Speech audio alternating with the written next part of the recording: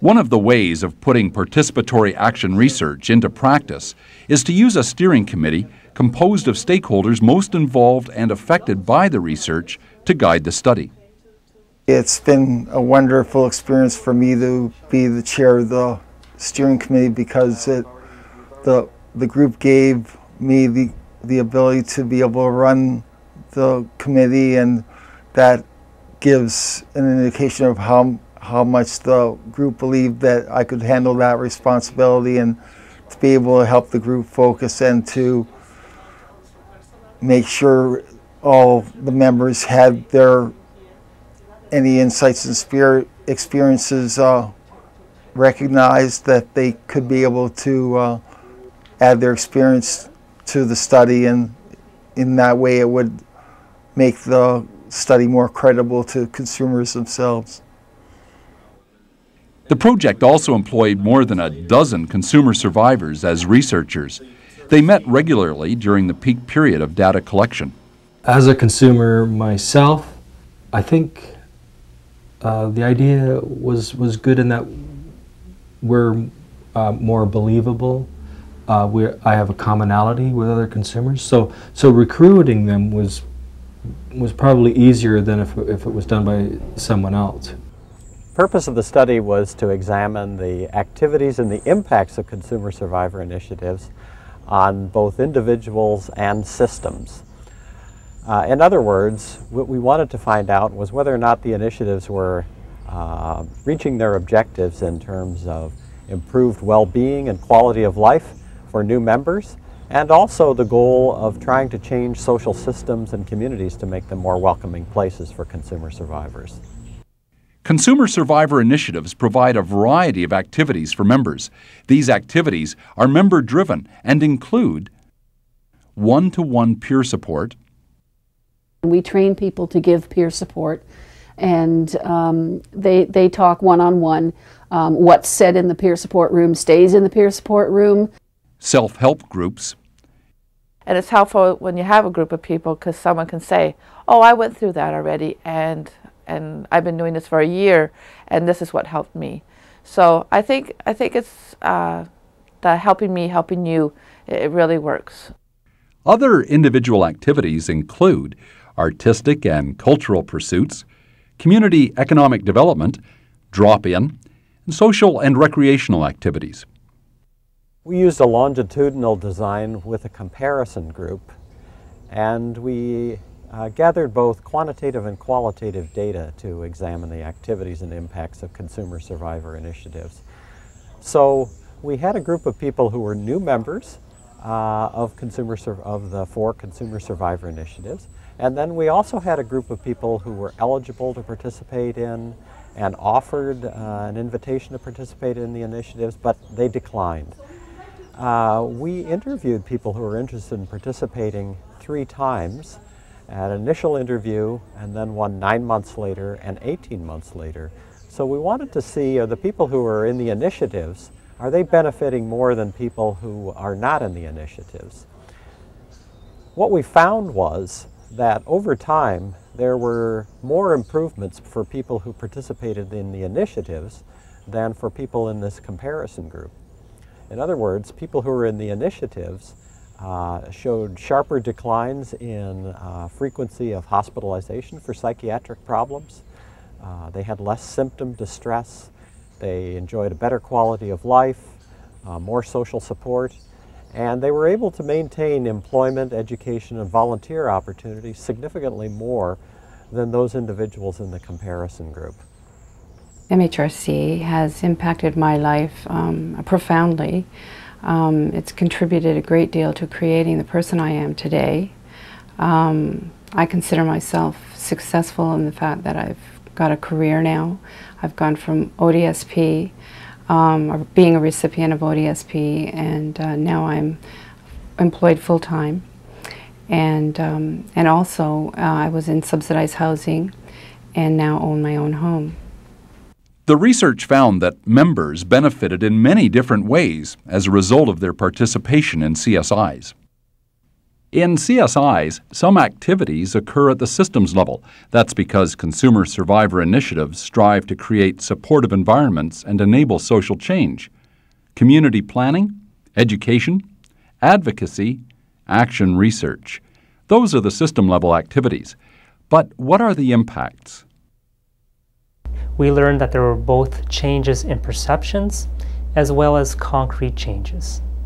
With regard to changes in perceptions, we learned that service providers and policymakers and members of the general public had changed their opinion about things such as mental health issues, about what's it like to live with mental illness, and about the value of CSIs. With regard to concrete changes, we learned that people saw tangible changes in how services were delivered and planned, tangible changes in public policy and funding allocations because of the influence of CSIs. Well, both Cambridge Active Self-Help and Waterloo Region Self-Help are involved on local planning and advisory committees, both with the District Health Council, with local community hospitals, that type of thing, to help design the services. We're also involved with advocacy on both a systems level and an individual level, because we assist people, members who come in and need help arranging for their own individual needs to get met, but also helping to design or consult with the members around what would be the most effective crisis service to have and what would be the most effective services to create in this community. You'd be hard-pressed to organize a planning meeting in Niagara dealing with mental health that you didn't have significant consumer survivor representation. I mean, I don't think anybody would even think of doing it, whereas 10, 15 years ago, I don't think anybody ever thought of including consumer survivors. So the first area, I think, is in shaping the agenda for our whole service delivery system and the things that we're focusing on. And I think being much more focused on what are the outcomes that people with mental health problems themselves are interested in. I think the second area that I've really noticed that has really sort of impacted around consumer involvement is our own sort of stigma within the mental health system.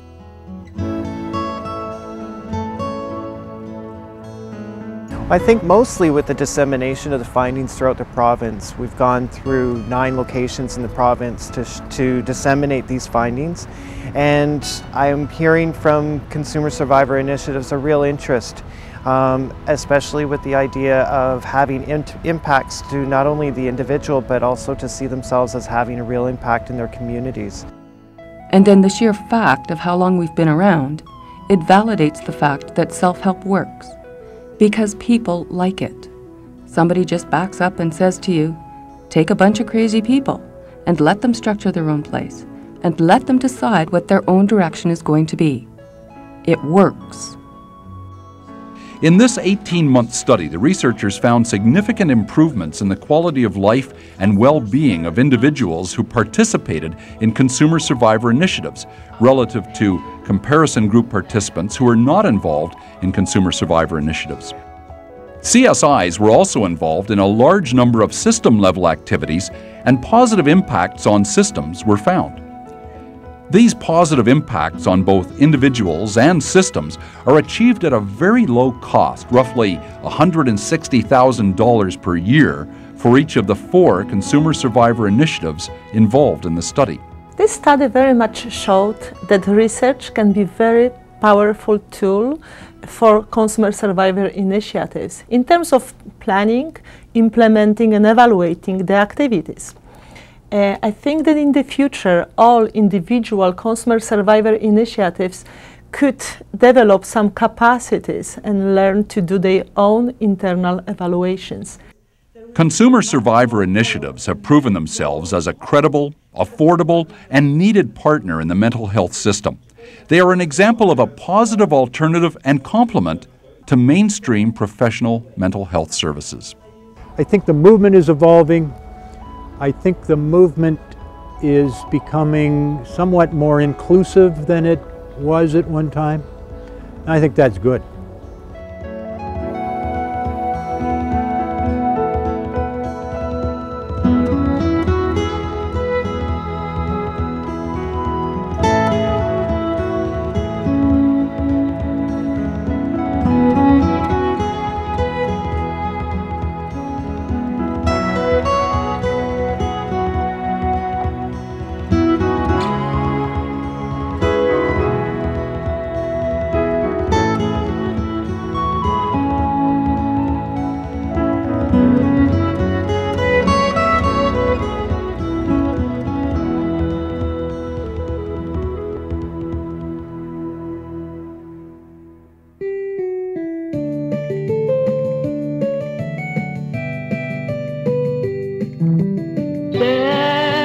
put me in the movies.